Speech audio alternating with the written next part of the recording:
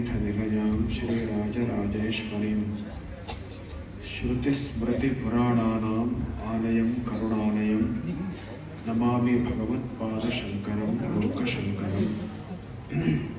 ಸಪರಿವಾರ ಶ್ರೀ ರಾಮಲಿಂಗೇಶ್ವರನ ಸನ್ನಿಧಿಯಲ್ಲಿ ಮಹಾರುದ್ರವೇ ಮೊದಲಾದ ಯಜ್ಞಗಳನ್ನು ಮಾಡಿದ್ದೀರಿ. ಹಿಡಿದಾದ ಪ್ರಾರ್ಥನೆಯನ್ನು ಇಟ್ಕೊಂಡು ಮಾಡಿದ್ದೀರಿ. ಈ ಕ್ಷೇತ್ರ ತುಂಬ ಹಿನ್ನೆಲೆ ಉಳ್ಳ ಕ್ಷೇತ್ರ. ಪುರಾಣಗಳಲ್ಲಿಯೇ ಈ ಕ್ಷೇತ್ರದ ಬಗ್ಗೆ ಉಲ್ಲೇಖ ಇದೆ. ಹಾಗೆ ಇತಿಹಾಸದಲ್ಲಿ ಕೂಡ ತುಂಬ ಮಹತ್ವ ಪಡ್ಕೊಂಡಿದೆ ಈ ಕ್ಷೇತ್ರ.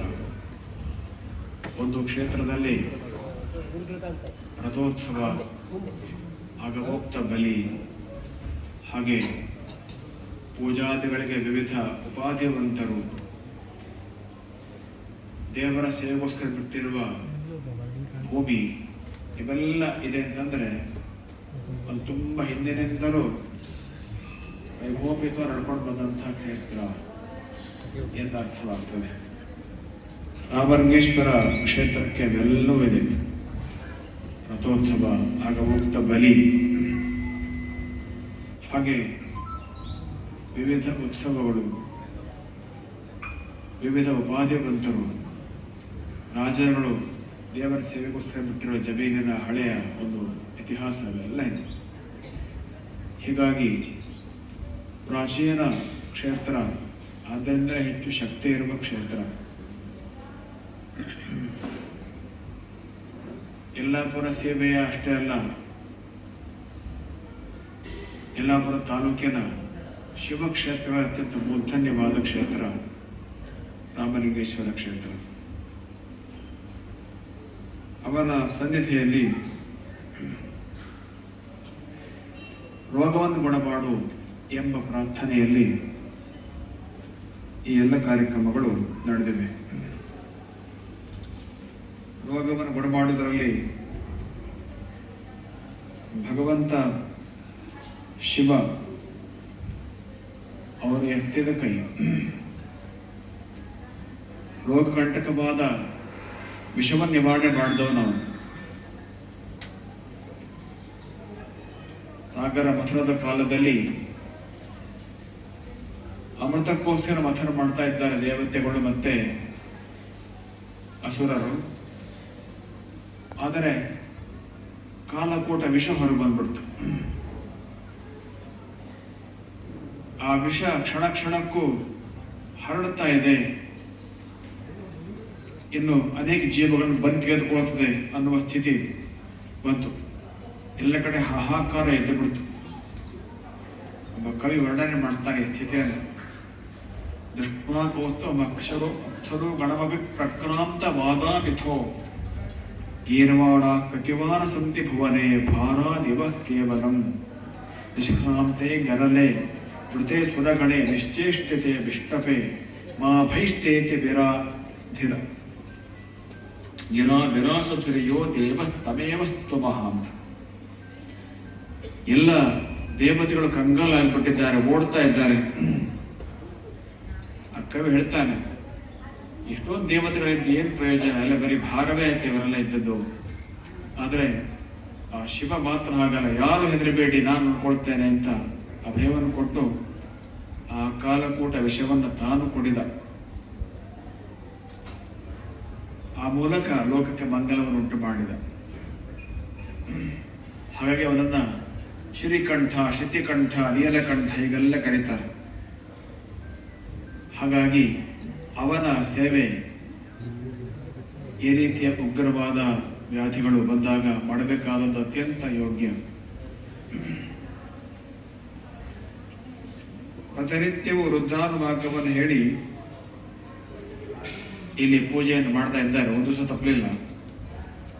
ಅದಲ್ಲದೆ ಸುತ್ತಲಿನ ಜನಗಳು, ಸೀಮೆ ಜನಗಳು ಕೂಡ ಇಲ್ಲಿ ರುದ್ರಾನುಷ್ಠಾನವನ್ನು ಮಾಡ್ತಾ ಇರ್ತಾರೆ, ಮಾಡಿಸ್ತಾ ಇರ್ತಾರೆ. ಪ್ರತಿ ಅಮಾವಾಸ್ಯೆಗೆ ರುದ್ರದ ಅನುಷ್ಠಾನ ನಡೆಯುವುದು ಒಂದು ವಿಶೇಷ. ಹಾಗೆ ಅನೇಕ ಈ ರೀತಿಯ ವೃದ್ಧಾನುಷ್ಠಾನಗಳು ನಿರಂತರ ನಡೀತಾ ಇರ್ತವೆ. ಆ ವೃದ್ಧದ ಅನುಭಾಗಗಳಲ್ಲಿ ಈ ರೀತಿಯ ಪ್ರಾರ್ಥನೆಗಳು ತುಂಬ ಕಡೆ ಬರ್ತವೆ. ಅಧ್ಯಮೋಚದ ಅಧಿವಕ್ತ ಪ್ರಥಮೋ ದೈವ್ಯೋಭಿಷಕ್, ದೇವತೆಗಳ ಪೈಕಿಯಲ್ಲಿ ಮೊದಲ ವೈದ್ಯ ಅಂತ. ದೇವ ವೈದ್ಯ ಅವನು. ಆದ್ದರಿಂದ ಅದು ಯಾವುದೇ ರೋಗ ಇದ್ದರೂ ಕೂಡ ಅದನ್ನು ಪರಿಹರಿಸಬಲ್ಲ ಸಾಮರ್ಥ್ಯ ಅವನಿಗೆ ಇದ್ದೇ ಇದೆ. ಈ ರುದ್ರಾನುಷ್ಠಾನ ಅವನ ಭಯಂಕರ ಸ್ವರೂಪವನ್ನು ಶಾಂತಗೊಳಿಸಿ ಶಾಂತ ಸ್ಥಿತಿಯಲ್ಲಿದ್ದ ಅವನಲ್ಲಿ ಪ್ರಾರ್ಥನೆ ಸಲ್ಲಿಸ್ತದೆ. ಇದು ರುದ್ರದ ಒಂದು ವಿಶೇಷ ಅನುಷ್ಠಾನದ ಸ್ವರೂಪ. ಅವನಿಗೆ 2 ರೋಗಗಳು ಉಂಟಂತೆ. ರುದ್ರೋಗ ಏಷ ಇದಕ್ಕೆ ತಸ್ತೇತೆ ತನುವು ಘೋರಾನ್ಯ ಶಿವಾನ್ಯ ಅಂತ ಹೇಳ್ತಾರೆ ವೇದದಲ್ಲಿ. ಘೋರವಾದ ಮುಖ ಒಂದು, ಇದೊಂದು ಮಂಗಲಮಯವಾದ ಶಿವಸ್ವರೂಪ ಒಂದು. ಶತರುದ್ರಿಯ ಅನುವಾಕ, ರುದ್ರಕ್ಕೆ ಹಳೆ ಹೆಸರು ಶತರುದ್ರಿಯ ಅಂತ ಅದಕ್ಕೆ ಹೆಸರು. ಶತರುದ್ರಿಯ ಅನುಭಾಗಗಳನ್ನ ಅನುಷ್ಠಾನ ಮಾಡೋದ್ರಿಂದ ಅವನ ಆ ಘೋರ ತನು ಭಯಂಕರ ಸ್ವರೂಪ ಶಾಂತಗೊಳ್ತದೆ. ಶಾಂತಗೊಂಡ ಸ್ಥಿತಿಯಲ್ಲಿ ಅವನಲ್ಲಿ ನಾವು ಪ್ರಾರ್ಥನೆಯನ್ನು ಇವತ್ತು ಮಾಡಿದ್ದೇವೆ. ಪೂರ್ಣಾಹುತಿ ಹಾಕುವಾಗ 11 ಅನುಭಾಗ ವಸೋದ್ಧಾರವನ್ನು ಹೇಳಿ ಸಂತತ ಧಾರೆಯೊಂದಿಗೆ ವಸೋದ್ಧಾರೆಯನ್ನು ಮಾಡಿದ್ದು ನಾವು ನೋಡ್ತೇವೆ. ಯೈವಾಸ ಶಿವಾತನು ಸ್ಥಾಂತೇನ ಪ್ರೀಣಾತಿ ಅಂತ ಫಲವನ್ನು ಹೇಳಿದ್ದಾರೆ. ಅವನ ಮಂಗಲಮಯ ಸ್ವರೂಪ ಏನಿದೆ, ಹಿಂದೆ ನಮಕವನ್ನು ಹೇಳುವ ಮೂಲಕ ಶಾಂತಗೊಂಡಿರುವ ಮಂಗಲಮಯ ಸ್ವರೂಪ, ಆ ಮಂಗಲಮಯ ಸ್ವರೂಪಕ್ಕೆ ಪ್ರಾರ್ಥನೆ. ಯಾವಾಗಲೂ ಯಜಮಾನರು ಸಂತುಷ್ಟರಾಗಿದ್ದ ಹೋಗಿ ಕೇಳಬೇಕೆಂತ ಅವ್ರು ಕೇಳೋದಾದ್ರೆ, ಮನೆಯಲ್ಲಿ ಯಜಮಾನರು ಜಗಲಿ ಮೇಲೆ ಕೂತಿರ್ತಾರೆ, ದೇವಸ್ಥಾನ ಹೋಗಿ ಏನೇ ಕೇಳ್ತೀವಿ, ಒಂದು ಕಾರ್ಯಕ್ರಮ ಮಾಡಬೇಕು, ಏನೇ ಕೊಡಿ ಅಂತೇಳಿ ಏನೇ ಕೇಳುವಾಗಲೇ ಗೊತ್ತಿರ್ತದೆ ಯಾವತ್ತನ್ನ ಕೇಳಬೇಕು. ಅವನು ಶಾಂತ ಸ್ವರೂಪನಾಗಿ ಖುಷಿಯಲ್ಲಿ ಇದ್ದ ಹೋಗಿ ಕೇಳಿದ್ರೆ ಹೆಚ್ಚಿಗೆ ದುಡ್ಡು ಕೊಡ್ತದೆ.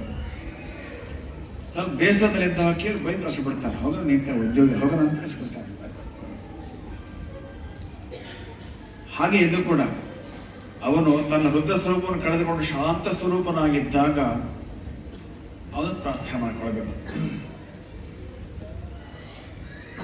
ಯಜಮಾನರು ಒಳ್ಳೆ ಮೂಡ್ಲಾಗಿರೋದು ಯಾವಾಗ, ಈ ಗುಟ್ಟು ನಿಮಗೆಲ್ಲ ಗೃಹಸ್ಥರಿಗೆ ಗೊತ್ತಿರ್ತದೆ. ಒಳಗೆ ಅಮ್ಮನವ್ರು ಆರಾಮಿದ್ದಾಗ, ಅವ ಸ್ವಲ್ಪ ತಕರಾರಿತ್ತು ಅಮ್ಮನವ್ರದ್ದು ಅಂತಂದ್ರೆ ಈ ಒಂದು ಮುಖ ಸರಿ ಇರುವುದಿಲ್ಲ. ಹಾಗಾಗಿ ಜೊತೆಯಲ್ಲಿ ಅಮ್ಮನವರು ಸಂತೋಷ ಮಾಡಬೇಕಾಗತ್ತೆ. ನೀವು ಜೊತೆಯಲ್ಲಿ ಚಂಡಿಯನ್ನು ಕೂಡ ಮಾಡಿದ್ದೀರಿ. ಒಟ್ಟಾರೆ ಪರಿವಾರ ಸಮೇತನಾದ ಪರಶಿವನ ಸೇವೆಯನ್ನು ಮಾಡಿ ಅವನು ಶಾಂತಗೊಂಡ ಸ್ವರೂಪದಲ್ಲಿ ಕೊನೆಯ ದಿವಸ, ಕೊನೆಯ ಹಂತದಲ್ಲಿ ಈ ವಸವೋದ್ಧಾರ ಅನುಭಾಗದ ಮೂಲಕ ನಮಗೆಲ್ಲರಿಗೂ ಸರ್ವವನ್ನು ಕೊಡಪ್ಪ ಅಂತ ಹೇಳಿ ಪ್ರಾರ್ಥನೆ ಮಾಡಿಕೊಂಡಿದ್ದಾಗಿದೆ. ನಿತ್ಯವೂ ಈ ರೀತಿಯಲ್ಲಿ ಮನೆಯಲ್ಲಿ ಕೂಡ ಮಾಡಬೇಕು. ಇತ್ತೀಚೆಗೆ ಅನೇಕ ಜನ ಮಕ್ಕಳು ಶಿಬಿರಗಳಲ್ಲಿ ವೃತ್ತವನ್ನು ಕಲಿತಿದ್ದಾರೆ. ಹೀಗಾಗಿ ಪ್ರತಿಯೊಂದು ಮನೆಯಲ್ಲೂ ಈಗ ವೃತ್ತ ಕಲಿತ ಸಾಮಾನ್ಯವಾಗಿ ಇದ್ದಾರೆ. ಅದರಲ್ಲಿ ಯಲ್ಲಾಪುರ ಸೀಮೆಯಲ್ಲಿ ಅದರ ಸಂಖ್ಯೆ ತುಂಬಾನೇ ಜಾಸ್ತಿ ಇದೆ ಎಲ್ಲ ಸೀಮೆಗಳಿಗಿಂತ. ಇಲ್ಲಿಯ ಜನರ ಒಂದು ಶ್ರದ್ಧೆ ಅದಕ್ಕೆ ಕಾರಣ, ಇಲ್ಲಿಯ ಕಾರ್ಯಕರ್ತರ ಪ್ರಯತ್ನ ಕೂಡ ಅದಕ್ಕೆ ಕಾರಣ. ಅದರಿಂದ ನಿತ್ಯವೂ ಮನೆಯಲ್ಲಿ ಏನು ಮಾಡೋಕ್ಕೆ ಸಾಧ್ಯ ಇದೆ. ನಾವು ಮನೆಗಳ ಭೇಟಿ ಹೋದಾಗ ನೋಡಿದ್ದೇವೆ, ಮಕ್ಕಳು ವೃದ್ಧ ಕಲಿತವ್ರು ಇರ್ತಾರೆ, ಆದ್ರೂ ಸಹ ಪೂಜೆಯಲ್ಲಿ ವೃದ್ಧ ಹೇಳೋದಿಲ್ಲ. ಯಾಕಂದ್ರೆ ಅಪ್ಪನಿಗೆ ವೃದ್ಧ ಬರೋದಿಲ್ಲ. ಪೂಜೆ ಮಾಡೋ ಅಪ್ಪ ಮಗನಿಗೆ ಪೂಜೆ ಮಾಡ್ಲಿಕ್ಕೆ ಪುರ್ಸತ್ತಿಲ್ಲ. ಹೀಗಾಗಿ ಎಷ್ಟೋ ಮನೆಗಳಲ್ಲಿ ವೃದ್ಧಾನುಷ್ಠಾನ ಇಲ್ಲದ ನಾವು ಕಾಣ್ತೀವಿ. ವೃದ್ಧರ ಗೊತ್ತಿದ್ರು ಕೂಡ ಪೂಜೆಯಲ್ಲಿ ವಿನಿಯೋಗ ಇಲ್ಲ. ಹಾಗಾಗದೆ ನಿತ್ಯ ಮನೆಯಲ್ಲೂ ಕೂಡ ಅದರ ಅನುಷ್ಠಾನ ನಡೀತಾ ಇದ್ದರೆ ಮನೆಯ ವಾತಾವರಣ ಬೇರೆ ತರ ಇರ್ತದೆ. ಮತ್ತು ರುದ್ರಾನುಷ್ಠಾನ ಈ ನೀತಿಯ ಮಹಾರೋಗಗಳನ್ನು ಪರಿಹರಿಸುವುದಕ್ಕೆ ಪ್ರಶಸ್ತವಾದ ಒಂದು ಉಪಾಯ. ಅದನ್ನು ಹೇಳಿ ಇವತ್ತು ಪಾರಾಯಣ ಜೊತೆಯಲ್ಲಿ ಹವನ ಪುರಶ್ಚರಣ ವಿಧಿಯಂತೆ ಮಾಡ್ತಾರೆ. ಧನ್ವಂತರಿ ಮಹಾವಿಷ್ಣುವಿನ ಸ್ವರೂಪ. ಅದೇ ಆ ಸಮುದ್ರ ಮಥನದಲ್ಲೇನೆ ಕೊನೆಯ ಧನ್ವಂತರಿ ಬರ್ತಾರೆ. ಆರಂಭದಲ್ಲಿ ರುದ್ರ ಬಂದು ವಿಷವನ್ನೆಲ್ಲ ಖಾಲಿ ಮಾಡಿದ ನಂತರ ಕೊನೆಯೇ ವಿಷ್ಣು ಬರ್ತಾನೆ. ಅಮೃತ ಕಷ್ಟ ಹಿಡ್ಕೊಂಡು ಹನುಮಂತನ ರೂಪದಲ್ಲಿ ಬರ್ತಾನೆ. ಲೋಕಕ್ಕೆಲ್ಲ ಅಮೃತವನ್ನು ಕೊಡ್ತಾನೆ. ಅಂತಹ ಲೋಕಕ್ಕೆಲ್ಲ ಅಮೃತವನ್ನು ಕೊಟ್ಟ ಧನ್ವಂತರಿಯ ಉಪಾಸನೆ. ನೀ ರೋಗಿಯಾಗಿರ್ಬೇಕು ಅಂತಂದ್ರೆ, ರೋಗ ಕಳ್ಕೊಳ್ಬೇಕು ಅಂತ ಇದ್ದರೆ ನಿತ್ಯ ಧನ್ವಂತರಿ ಉಪಾಸನೆ ಇಟ್ಕೋಬೇಕು. ಧನ್ವಂತರಿಯ ಸಹಸ್ರನಾಮ ಹಿಂದೆ ಒಂದ್ಸಲ ಎಲ್ಲ ಕಡೆ ಅದನ್ನು ವ್ಯಾಪಕವಾಗಿ ಕಳಿಸಿದ್ದಾಗಿದೆ. ಕರೋನಾ ರೋಗ ಸಂದರ್ಭದಲ್ಲಿ ತುಂಬಾ ಜನ ಆವಾಗ ಕಲ್ತಿದ್ದೀರಿ, ಕೆಲವರು ಅದನ್ನು ಮಾಡ್ತಾನೂ ಇದ್ದೇನೆ. ಎಲ್ಲರೂ ಅದನ್ನು ಮಾಡುವಂಗಾದ್ರೆ ಬಹಳ ಉತ್ತಮ. ಇಲ್ಲಿ ದಾತಾರಮೇಶಂ ಸಕೌಷಧೀನ ಅಂತ ಹೇಳಿದ ಹಾಗೆ ಆ ಧನ್ವಂತರಿಯ ಅನುಷ್ಠಾನ ಕೂಡ ಈಗ ನಡೆದಿದೆ. ಹಿಂದೆ ಕೂಡ ನಡೆದಿತ್ತು ಅಂತ ನಮ್ಮ ನೆನಪು.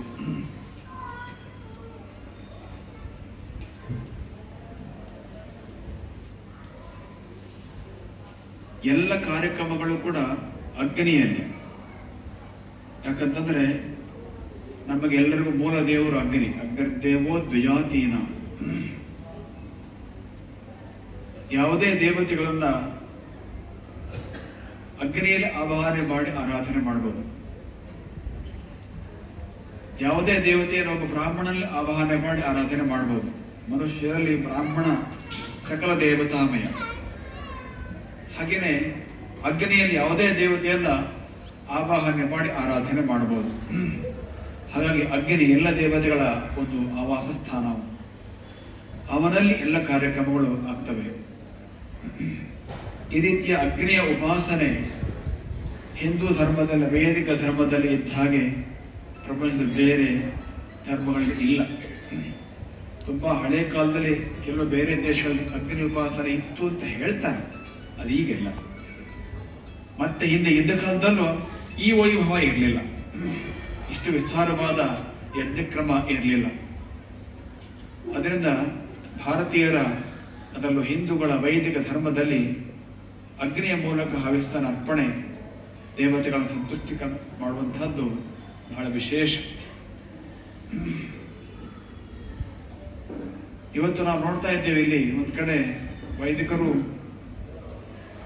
ಮಂತ್ರಘೋಷ ಹವನ ಮಾಡ್ತಾ ಇದ್ದಾರೆ, ಇನ್ನೊಂದು ಕಡೆ ಮಾತೆಯರು ಸತತವಾಗಿ ಹಾಡು ಹೇಳ್ತಾನೆ ಇದ್ರು. ಭಗವದ್ಗೀತೆ ಬಂತು, ಆಮೇಲೆ ಮತ್ತೊಂದು ಹಾಡು ಬಂತು, ಇನ್ನೊಂದು ಹಾಡು ಬಂತು. ಮಧ್ಯಾಹ್ನ 3 ಗಂಟೆ ಅಂತಂದಕ್ಕೂ ಬಹುಶಃ ಹಾಡು ಬರ್ತಾನೆ ಇತ್ತು. ನಿರಂತರ ಹಾಡಿನ ಸೇವೆ ಯಾರು ಮಾಡ್ತಾ ಇದ್ರೆ ಗೊತ್ತಿಲ್ಲ. ಇತ್ತೀಚೆಗೆ ಹಾಡು ಹೇಳೋದು ಕೂಡ ಬಹಳ ಕಡಿಮೆ ಆಗಿಬಿಟ್ಟಿದೆ. ಆದ್ರೆ ಇಲ್ಲಿ ಆ ಒಂದು ವೈಭವ ಕೂಡ ನಮ್ಗೆ ಕಾಣ್ತು. ಭಗವದ್ಗೀತೆಯನ್ನ ವಿಸ್ತಾರವಾಗಿ ಹೇಳಿದ್ರು. ಭಗವದ್ಗೀತೆಯಲ್ಲಿ ಮುಖ್ಯ ಬರೋ ವಿಷಯ ಯಜ್ಞ. ಯಜ್ಞವರ ಭಗವಂತ ತುಂಬಾ ಎತ್ತಿ ಹೇಳ್ತಾನೆ. ಅದರಿಂದ ಹವಿರ್ಮಯವಾದಂತಹ ದ್ರವ್ಯಮಯವಾದ ಯಜ್ಞ ಇದು, ಅಗ್ನಿ ಹವಿಸ್ಸಿನ ಸಮರ್ಪಣೆ.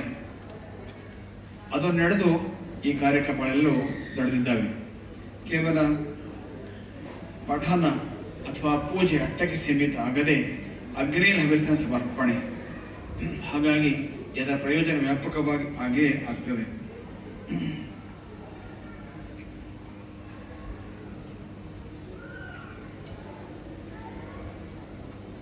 ಒಂದ್ ಸ್ವಲ್ಪ ನಾವು ಹೊರಗೆ ಕೂಡ ಆಲೋಚನೆ ಮಾಡಬೇಕು. ಅಂದ್ರೆ ಯಾಗಶಾಲೆಯಿಂದ ಹೊರಗೆ ಕೂಡ ಒಂದ್ ಸ್ವಲ್ಪ ಆಲೋಚನೆ ಮಾಡಬೇಕು. ಅಂದ್ರೆ ಧಾರ್ಮಿಕತೆ ಹೊರಗೆ ಸ್ವಲ್ಪ ಬಂದು ಆಲೋಚನೆ ಮಾಡಬೇಕು. ರೋಗಗಳ ಬಗ್ಗೆ ಆಲೋಚನೆ ಮಾಡಬೇಕಾದ್ರೆ, ಧಾರ್ಮಿಕವಾಗಿ ಆಲೋಚನೆ ಮಾಡಬೇಕಾದ್ರೆ ಯೋಗ್ಯ. ಯಾಕಂತಂದ್ರೆ ದೈವ ವ್ಯಪಾಶ್ರಯ ಕೂಡ ಒಂದು ಚಿಕಿತ್ಸೆ. ನಮ್ಮಲ್ಲಿ ರೋಗಗಳಿಗೆ ಚಿಕಿತ್ಸೆ 3 ಪ್ರಕಾರ ಆಯುರ್ವೇದ ಹೇಳ್ತದೆ.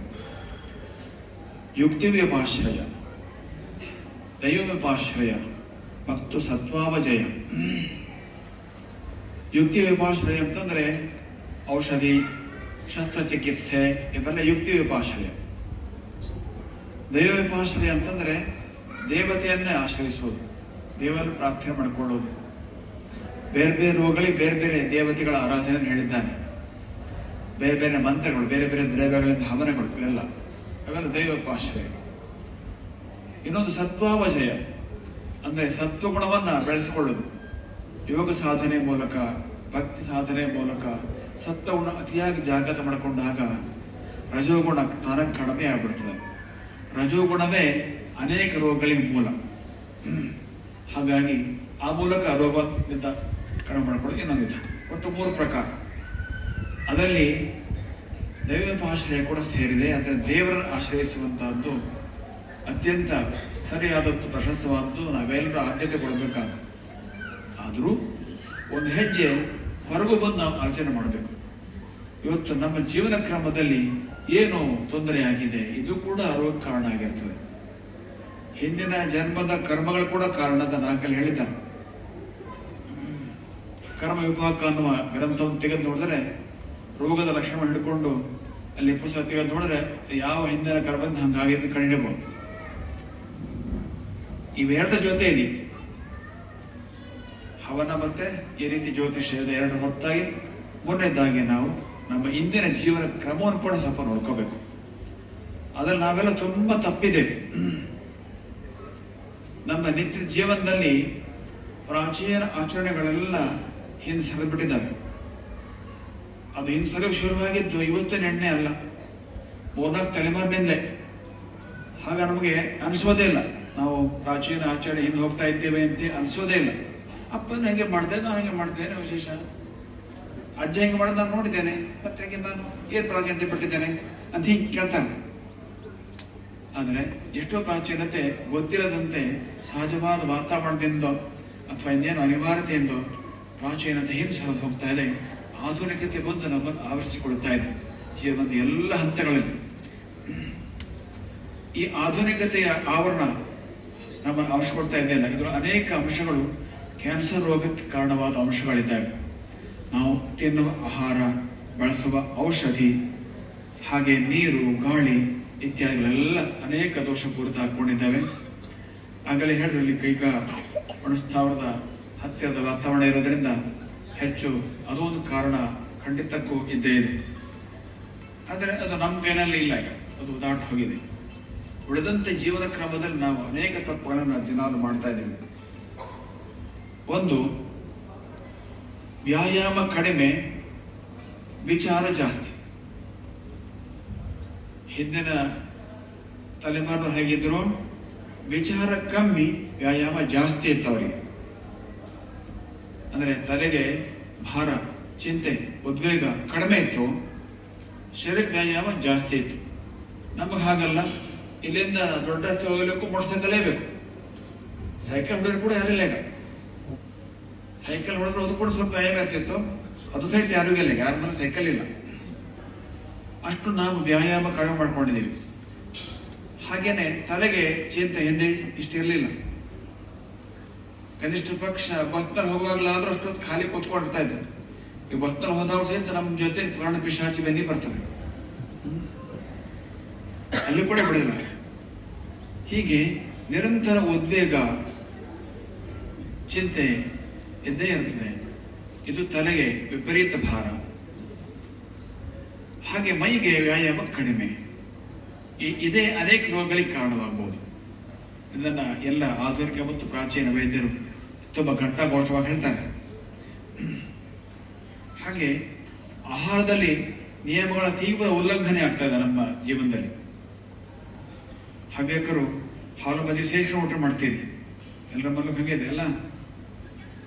ಮೊದಲು ಬಜಿ ಹೊಳಿ ಪುಳಿದ್ಯಾ, ಆಮೇಲೆ ಹಸಿ, ಆಮೇಲೆ ಅಪ್ಪೆ ಹೊಳಿಯ, ಅಪ್ಪೆ ಹೊಳಿ, ಕೊನೆಗೆ ಏನ್ ಬರ್ತದೆ, ಹಾಲು ಮಜ್ಜಿಗೆ. ಎಲ್ಲ ಅಕ್ಕಂದ್ರು ತಾಯಂದ್ರು ಒಂದ್ ಕೈಯಲ್ಲಿ ಹಾಲು ಕೈ ಮಜ್ಜಿಗೆ ಹಿಡ್ಕೊಂಡೇ ಬರ್ತಾರೆ.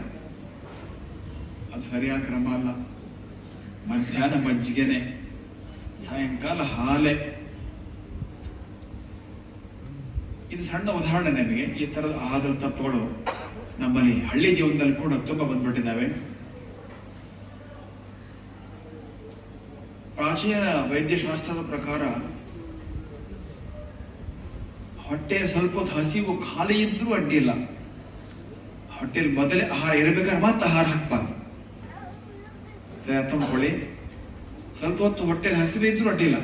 ಅಂದ್ರೆ ಖಾಲಿ ಹೊಟ್ಟೆಲಿ ಸ್ವಲ್ಪ ಹೊತ್ತು ಇದ್ದು ಅನಂತರ ಆಹಾರ ತಿಂದ್ರೂ ಅಡ್ಡಿಲ್ಲ. ಮೊದಲೇ ಅಲ್ಲಿ ತಿಂದ ಆಹಾರ ಜೀರ್ಣವಾಗದೆ ಪೂರ ಹೊಟ್ಟೆಯಿಂದ ಆಚೆಗೆ ದಾಟಿ ಹೋಗಕ್ಕೆ ಮುಂಚೆನೆ ಮತ್ತೆ ಆಹಾರ ಹಾಕ್ಬಾರ್ದು. ಈ ತಪ್ಪನ್ನು ಮಾತೆ ಎಲ್ಲ ಕಡೆ ಕಾಡ್ತೇವೆ ನಾವು. ಆಸ್ತ್ರಿಗೆ ಇಲ್ಲಿ ವ್ಯವಹಾರವೇ ಇಲ್ಲ. ಅದು ಹೊಟ್ಟೆಲಿ ಹಸಿವೆ ಆಗಿದೆಯಲ್ಲ ಪಟ್ಟೆಲ್ಲ ಆಸ್ತ್ರಿಗೆ ಕೊಟ್ಟಿದೆ ತಗೊಂಡ್ಬಿಡೋದು.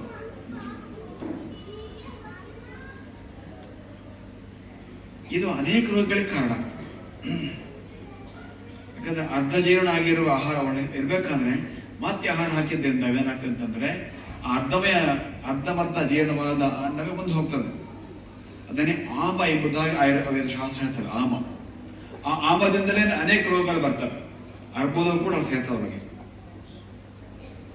ಅದರಿಂದ ದಿನಾಲು ಹೊಟ್ಟೆ ಸ್ವಲ್ಪ ಹೊತ್ತು ಖಾಲಿ ಇದ್ದು ನೋಡಿಲ್ಲ, ಸ್ಪಷ್ಟವಾಗಿ ಹಸಿವಿನಾಗುವ ಆದ ನಂತರವೇ ಮತ್ತೆ ಆಹಾರ ತೆಗೆದುಕೊಳ್ಳೋದು. ಏನೋ ಒಂದು ನಿಷ್ಠೆ ಬಂದ ಅನೇಕ ರೋಗಗಳು ಬರಲಿಲ್ಲ. ಎಲ್ಲ ಕಾರ್ಯಕ್ರಮಗಳಲ್ಲೂ ಈಗ ಉಪಹಾರದ ವ್ಯವಸ್ಥೆ ಇರ್ತದೆ, ತಿಂಡಿ ವ್ಯವಸ್ಥೆ ಇರ್ತದೆ. ಸಣ್ಣ ಸಣ್ಣ ಮೀಟಿಂಗ್ ಆಗ್ತದೆ, ಮನೆಗೆ ಹೇಳ್ತಾರೆ ಎಲ್ಲರೂ ಉಪಹಾರ ವ್ಯವಸ್ಥೆ ತಗೊಂಡೋಗ್ಬೇಕು ಅಂತೇಳಿ. ಅದು ಮಾಡೋರು ತಪ್ಪು ಅಂತ ನೋಡ್ಕೋಬೇಕು. ನಾವು ನೋಡ್ಕೋಬೇಕು. ಒಟ್ಟಾರೆ ಆಹಾರ ಸೇವೆಯಲ್ಲಿ ಆಗಿರುವ ಸಾರ್ವತ್ರಿಕ ಅಂತ ಹೇಳ್ಬೋದಾದ ಒಂದು ತಪ್ಪು ಅಂತ ಇದು. ಹೊಟ್ಟೆಯಲ್ಲಿ ಮೊದಲೇ ಆಹಾರ ಕೂಡ ಜೀರ್ಣವಾಗಿ ಹಸಿವಿನ ನೆನಪು ಆಗದೆ ಇರುವಾಗಲೇ ಮತ್ತೆ ಆಹಾರ ತೆಗೆದುಕೊಳ್ಳೋದು.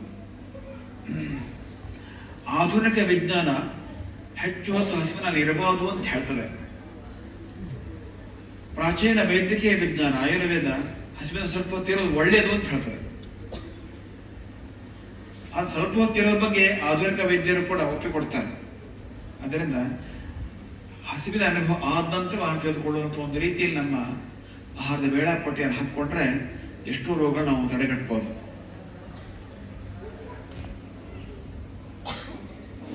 ಇವತ್ತಿನ ವಾತಾವರಣದಲ್ಲಿ ಆಹಾರದ ವಿಷಯದಲ್ಲಿ ಇನ್ನೂ ಅನೇಕ ತಪ್ಪುಗಳು ಒಳಗೆ ಹೊಕ್ಕಿ ಬರ್ತಾ ಇದ್ದಾವೆ.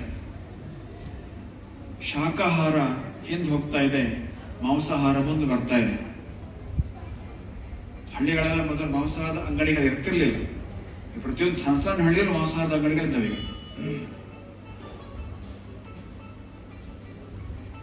ಯಾರು ಅನೇಕ ತಲೆಮಾರಿನಿಂದ ಮಾಂಸಾಹಾರದಲ್ಲಿ ಇಟ್ಕೊಂಡು ಬಂದಿದ್ದಾರೋ ಅವರು ಅದೇ ಕ್ರಮದಲ್ಲಿ ಮುಂದೆ ಹೋಗ್ತಾ ಇದ್ದರೆ ದೋಷ ಇಲ್ಲ.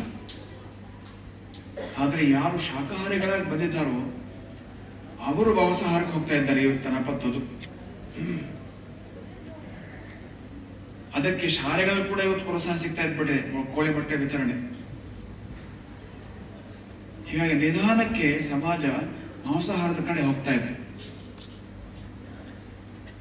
ಯಾರು ಆ ರೀತಿ ಶಾಕಾಹಾರಿ ಪರಂಪರೆ ಬಂದಿದ್ದಾರೋ ಅವರು ಹಾಗೆ ಬದಲಾವಣೆ ಮಾಡಿದ್ರೆ ಅದರಿಂದ ತುಂಬಾ ರೋಗಗಳು ಬರ್ತಾ ಅಂತ ಆಯುರ್ವೇದ ಹೇಳ್ತದೆ. ಅದರಿಂದ ಶಾಕಾಹಾರಿಗಳು ಹಾಗೆ ಬದಲಾವಣೆ ಆಗಲೇಬಾರದು. ಕೇವಲ ತೋರಿಕೆಗೆ, ಚಂದಕ್ಕೆ, ರುಚಿಗೆ ಮಾರು ಹೋಗಲೇಬಾರದು. ಯಾಕಂದ್ರೆ ಈ ತೋರಿಕೆ, ಚಂದ, ರುಚಿಗಿಂತ ಆರೋಗ್ಯ, ಆಯುಷ್ಯ ಮೊದಲನೇದು ಮುಖ್ಯ. ಹಾಗಾಗಿ ಮಕ್ಕಳಿಗೆ ಕೂಡ ನಾವು ಇದನ್ನು ತಿಳಿಸಬೇಕಾಗಿದೆ. ಆರೋಗ್ಯ ಕಾಪಾಡಿಕೊಳ್ಳೋದಕ್ಕೆ ಆಹಾರ ಬಹಳ ಮುಖ್ಯವಾದ ಕಾರಣವಾಗ್ತದೆ. ಇವೆಲ್ಲ ನಮ್ಮ ಜೀವನದಲ್ಲಿ ಇವತ್ತು ಇಷ್ಟೆಲ್ಲ ಗೊತ್ತಿಲ್ಲದೆ, ಕೆಲವೊಮ್ಮೆ ಗೊತ್ತಿದ್ದು ಕೂಡ ಬರ್ತಾ ಇರ್ತಕ್ಕಂತಹ ತಪ್ಪುಗಳು, ಇವುಗಳು ಕೂಡ ರೋಗಗಳಿಗೆ ಕಾರಣವಾಗ್ತವೆ.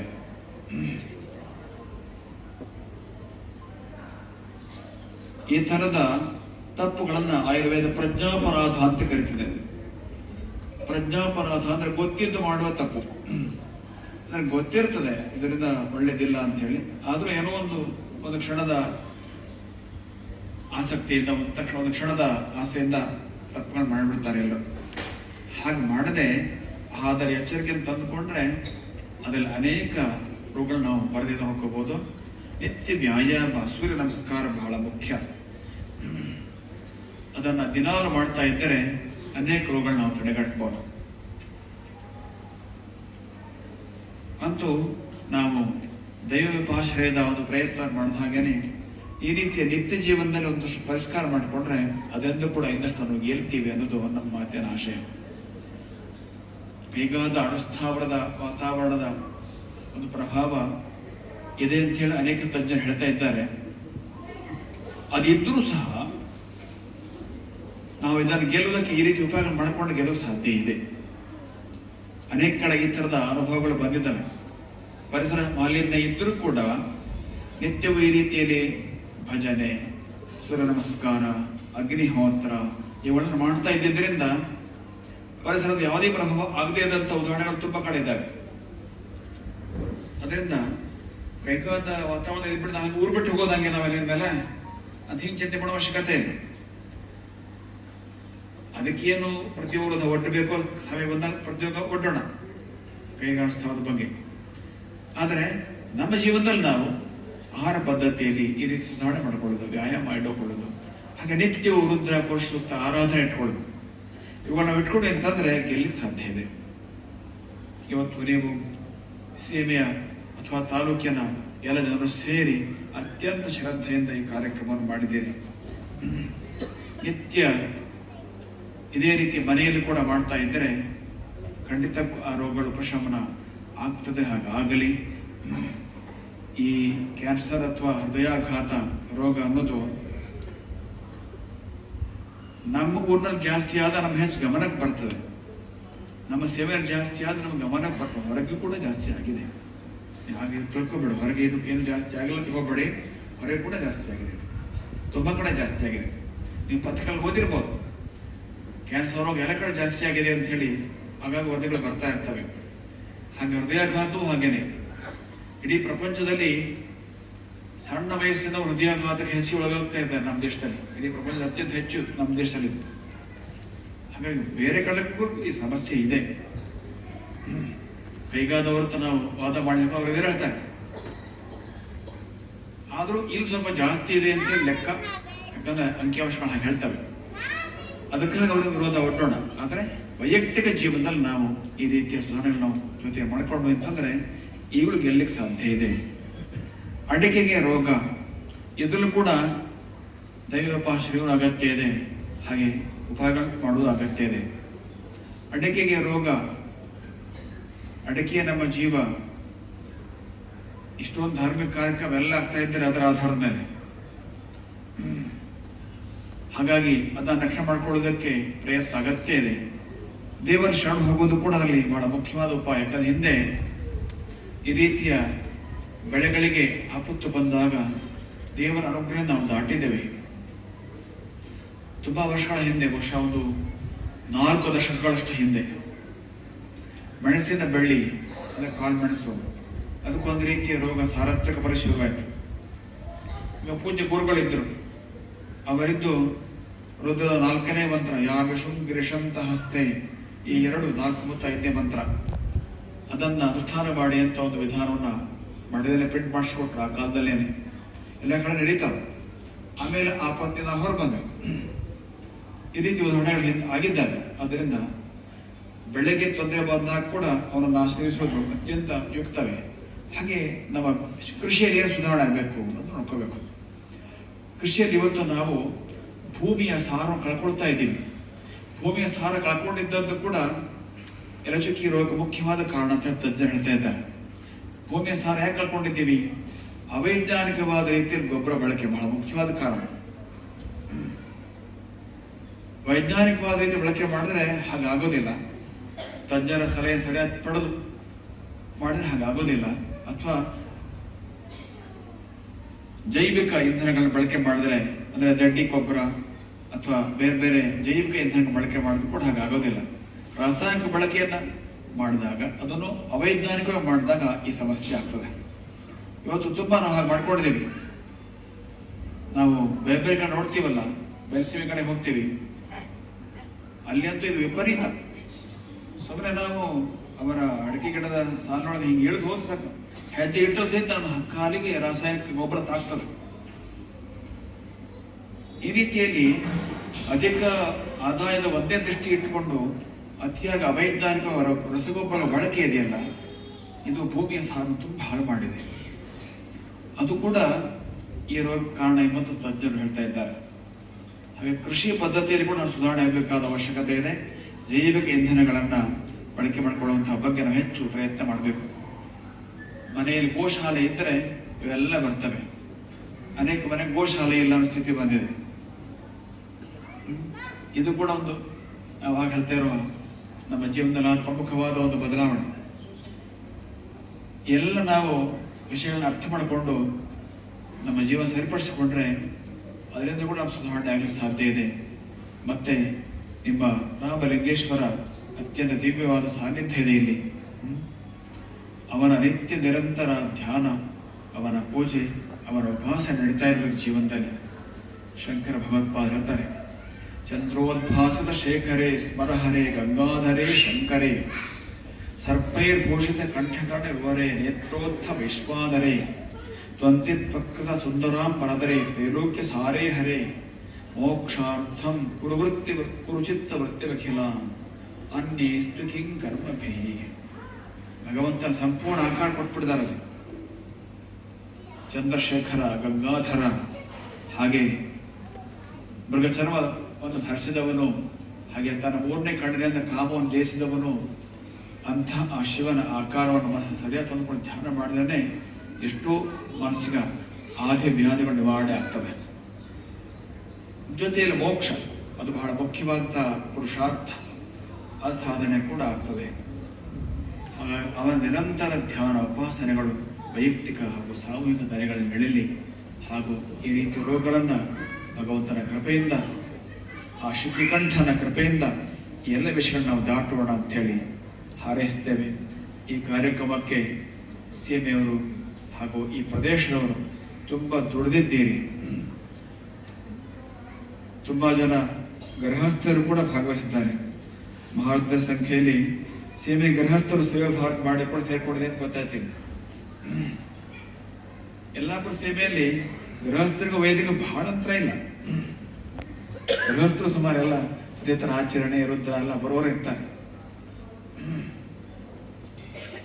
ತುಂಬಾ ಜನ ಗೃಹಸ್ಥರು ಇಲ್ಲಿ ಸೇರ್ಕೊಂಡಿದ್ದಾರೆ ಪಾರಾಯಣದಲ್ಲಿ. ಹಾಗೆ ಕಾರ್ಯಕರ್ತರಾಗಿ, ಹಾಗೆ ಬೇರೆ ಬೇರೆ ರೀತಿಯಲ್ಲಿ ಇದಕ್ಕೆ ಆರ್ಥಿಕ ಸಹಕಾರ ಕೊಡುವ ಮೂಲಕ ಹೀಗೆಲ್ಲರೂ ಕೂಡ ಸಹಕರಿಸಿ ಕಾರ್ಯಕ್ರಮವನ್ನು ಒಂದು ಉತ್ಸವದ ರೀತಿಯಲ್ಲಿ ಮಾಡಿದ್ದೇನೆ. ಭಗವಂತನ ಕೃಪೆಯಿಂದ ಎಲ್ಲ ಸಮಾಜದ ಎಲ್ಲ ಜನರಿಗೆ, ಎಲ್ಲರಿಗೆ ರೋಗ ನಿವಾರಣೆ ಆಗಲಿ. ಹಾಗೆ ಸಸ್ಯ ಕ್ಷೇತ್ರದಲ್ಲಿ ಕೂಡ, ಕೃಷಿ ಕ್ಷೇತ್ರದಲ್ಲಿ ಕೂಡ ಅಭಿವೃದ್ಧಿಗಳಾಗುವಂತಹ ಒಂದು ವಾತಾವರಣ ಬರಲಿ ಅಂತೇಳಿ ಹಾರೈಸಿ ಮಾತಿಗೆ ಪೂರ್ಣ ವಿರಾಮ ಇಡ್ತೇವೆ. ಲೋಕಾಹ ಸಮಸ್ತ